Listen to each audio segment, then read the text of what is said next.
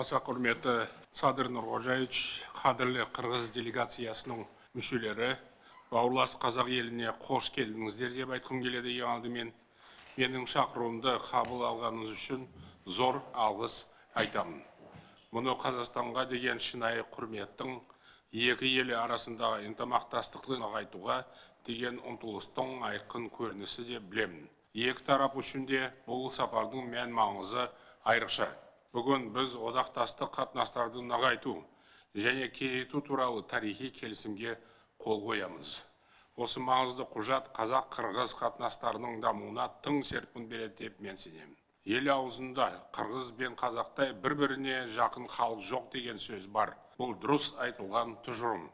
Қазақстан бүгінгі таңда бұрын соңды болмаған топан-суға ұшырады. Осындай қиын қыстау кезде сіздің бастамасы бойынша Қырғызстан бізге гуманитарлық бауырлас көмек көрсетті. Біз шын жүректен сізге бүкіл қырғыз халқына алғысымызды айтамыз. Шын мәнінде Қазақстан және Қырғызстан бауырлас елдер.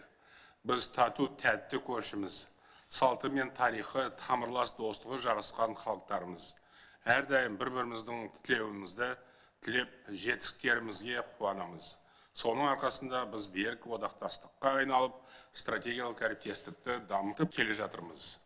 Қазақ-қырғыз қатынастарының қарқынды дамып жатқанын айрықша атап өткім келеді. Бұған белсенді саяси диалог, үкімет аралық және парламент аралық тығыз байланыстарымыз ерекше серпін беріп отыр.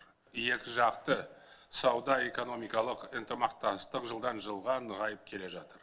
Былтыр өзара тауар айналымы 1,5 миллиард долларға жетті, яғни 26%-ға өсті.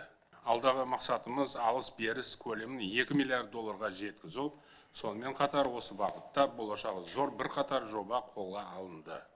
Жалпы сауда-экономикалық саладағы уағдаластықтар орындалып жатыр. Оларды екі ел үкіметі бақылауда ұстап отыр. Мәдени-гуманитарлық байланыстың нығая түскенін ерекше атап өткім келеді. Өзара мәдениет күндерін өткізу игі дәстүрге айналды. Жастар арасындағы ықпалдастық күшейді. Білім беру саласында тәжірибе алмасып жатырмыз. Бүгін өзіңізбен бірге Астанада әйгілі Манасқа ескерткіш ашамыз. Осының бәрі қазақ-қырғыз қарым-қатынасы жоғары деңгейде екені көрсетеді. Біз оны жаңа белеске көтеруге мүдделіміз. Екі мемлекет арасындағы дәстүрлі достық пен тату көршілік қатынастарды нығайтудағы сіздің зор үлесіңізді жоғары бағалаймыз. Рахмат, урматтуу Касым-Жомарт Кемелұлы. Сіз менен қазақ жергесінде меймандос Астана шаарында кайрадан көрүшүп жатканыма абдан кубанычтамын. Кыргыз делегациясына көрсөтүп жаткан меймандостук жана биздин сүйлөшүүлөрүбүздү мыкты деңгээлде уюштургандыгы үчүн жалпы казак тарабына ыраазычылык билдирем. Казакстан биздин эң жакын коңшубуз, тышкы саясатыбыздагы өзгөчө артыкчылыктуу орунга ээ болгон боордош мамлекет, негизги соода өнөктөштөрүбүздүн бири.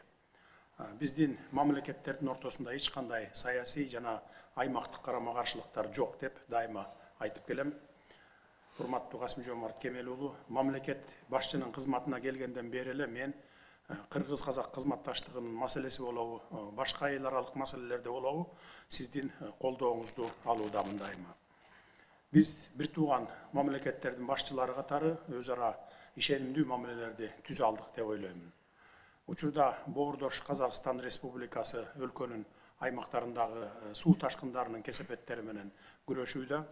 Бул табигый кырсыкка туруштук берүүгө биз колдон келген жардамыбызды берүүгө даярбыз. Кыргыз Республикасы менен Казак Республикасынын ортосундагы эки тараптуу мамилелердин мүнөзү эки элдин жалпы тарыхый тагдыры менен алдын ала аныкталган.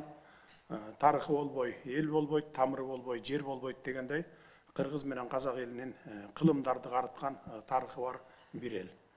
Кыргыз жана Казак элдеринин нечен кылымдардан бери келе жаткан достук, боордоштук, ынак, коңшулук, орток маданий, руханий, диний баалуулуктар жана каада салттар байланыштырып турат. Биздин достук жана бир туугандык мамилелерибиздин мындан ары бекемделишине терең ишенемин. Урматтуу Касым-Жомарт Кемелұлы, бүгүнкү жолугушуубуздун жүрүшүндө биз жогорку мамлекеттер аралык кеңештин 6-чы жыйынын өткөрөлү деп турабыз. Буга чейин жетишилген сүйлөшүүлөрдүн аткарылышы жөнүндө тиешелүү министрлердин маалыматын угуп, Кыргызстан менен Казакстандын ортосундагы стратегиялык өнөктөштүктү мындан ары бекемдөөгө багытталган жаңы тапшырмаларды беребиз.